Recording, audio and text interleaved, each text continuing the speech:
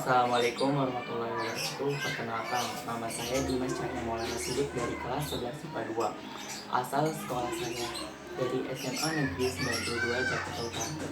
Di sini saya akan membuat video pembelajaran mengenai larutan penyangga bawah. Sebelum saya menjelaskan materinya tersebut, saya akan menjelaskan tujuan saya membuat video ini.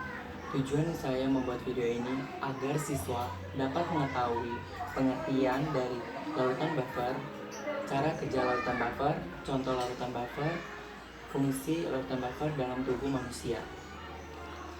Nah, yang pertama saya bahas itu adalah pengetahuan buffer terkait dengan contoh asam, basa, kuat, lemah, pasangan, konsentrasi asam basa. Nah, contoh asam kuat dan asam lemah. Asam kuat yaitu asam klorida HCl, asam nitrat HNO3, asam sulfat H2SO4. Asam lemah yaitu asam cuka CH3COOH, asam format HCOOH, asam nitrit HNO3. Nah, yang kedua itu contoh basa kuat dan basa lemah. Basa kuat yaitu kalium hidroksida KOH, barium hidroksida BaOH2, magnesium hidroksida MgOH2. Basa lemah yaitu seng hidroksida ZnOH2, tembaga 2 hidroksida CuOH2, aluminium hidroksida AlH2. Nah, yang ketiga itu pasangan konjungsi asam basa. Nah, pasangan konjungsi asam basa itu terdapat dua contoh. Yang pertama itu Ha plus H2O bereaksi menjadi H3O plus amin. Ha dan amin merupakan pasangan konjungsi asam basa, di mana Ha merupakan asam dari amin dan amin merupakan asam konjungsi dari Ha. Nah, yang kedua ini HCl plus H2O bereaksi menjadi H3O plus Cl-. HCl plus Cl- merupakan pasangan konjungsi asam basa, di mana HCl merupakan asam dari konjungsi Cl- dan Cl- merupakan basa konjungsi dari HCl. Nah, yang kedua ini saya akan membahas definisi dari larutan penyangga buffer.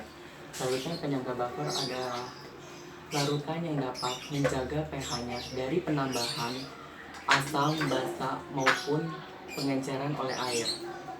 pH larutan buffer tidak dapat berubah setelah penambahan sejumlah asam, basa, ataupun air. Larutan buffer ini dapat menetralkan penambahan asam maupun basa dari luar. Nah, yang ketiga ini cara kerja larutan penyangga buffer. Nah, yang cara kerja itu ada dua. Larutan penyangga asam, larutan penyangga basa. Larutan yang sini saya akan membahas larutan penyangga asam. Larutan penyangga asam ini pada penambahan asam. Nah, ini ada contohnya. Yang pertama ini pada penambahan asam. Jika pada suatu penambahan asam ke dalam buffer, maka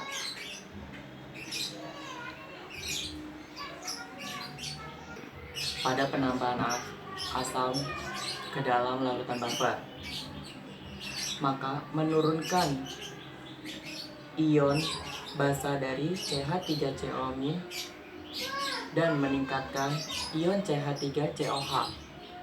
Nah, yang kedua ini pada penambahan basa, jumlah asam lemah dari CH3COH akan berkurang dan basa dari CH3COO- ini akan bertambah.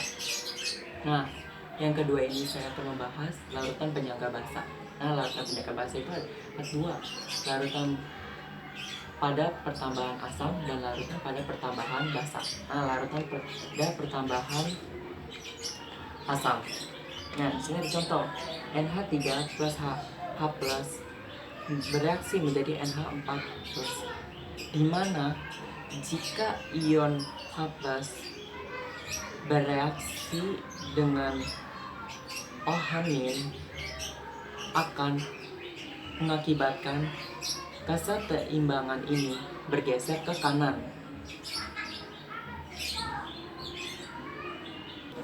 Penambahan ini menyebabkan berkurangnya basa dari NH3. Maka dari itu, asam yang bereaksi dari ion H+ menyebabkan NH3+ bertambah sehingga membentuk NH4+. Nah, yang kedua ini penambahan pada basa. NH4+ plus OH- bereaksi menjadi NH3 plus H2O. Pada penambahan basa, jika yang ditambahkan adalah suatu basa, maka ion OH- akan dipertahankan sehingga basa dari OH- akan bereaksi dengan asam NH4+ sehingga membentuk NH3 plus H2O. Nah, selanjutnya ini materi yang kita bahas itu adalah contoh larutan penyangga buffer. Nah, itu ada dua, buffer asam dan buffer basa. Nah, buffer asam itu dapat dibentuk dengan menggabungkan asam kuat dan basa lemah. Buffer asam dapat dibentuk dengan menggabungkan asam lemah dan basa kuat. pH-nya itu kurang dari 7. Nah, ini adalah contoh dari basa dari buffer asam, yaitu CH3COH plus OH- bereaksi menjadi CH3COH- plus H2. Jika OH- bereaksi dengan H+, maka membentuk H2O.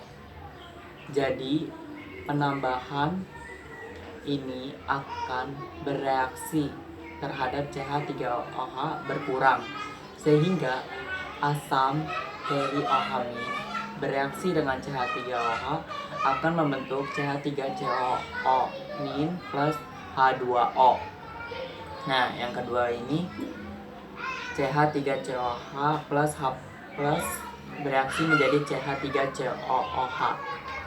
Nah, ion H+ ini akan ditambahkan ke CH3COH sehingga membentuk CH3COH. Selanjutnya yang dibahas itu buffer basa. Nah, NH3 plus H+, NH bereaksi menjadi NH4+, di mana H+ ini mengikat OH-. Maka kesetimbangan ini akan bergeser ke kanan, sehingga menyebabkan NH3 dari basa akan berkurang. Asam H+ bereaksi dengan NH3 akan membentuk NH4+. Nah, yang kedua ini NH4 plus OH- bereaksi menjadi NH3 plus H2O. Jika yang ditambahkan adalah suatu asam, maka kesetimbangan akan bergeser ke kiri, sehingga ion OH akan dipertimbangkan.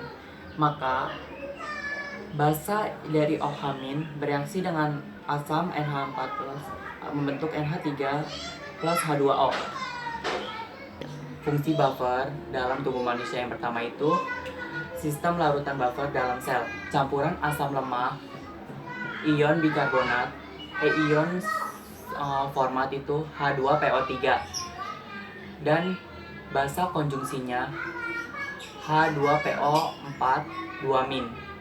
Nah, yang ketiga ini dalam cairan antar sel, campuran asam karbonat H2CO3 dan basa konjungsinya ion bikarbonat HCO3-. Dalam situasi wabah virus corona ini, kita tidak boleh panik. Nah, sehingga kita harus mengikuti instruksi dari pemerintah seperti menggunakan masker saat berpergian. Nah, yang kedua mengganti pakaian setelah berpergian. Nah, yang ketiga mencuci tangan. Ini lebih efektif karena dapat mencegah virus yang terjadi di dalam tubuh. Nah, yang keempat itu selalu makan dan minuman yang sehat.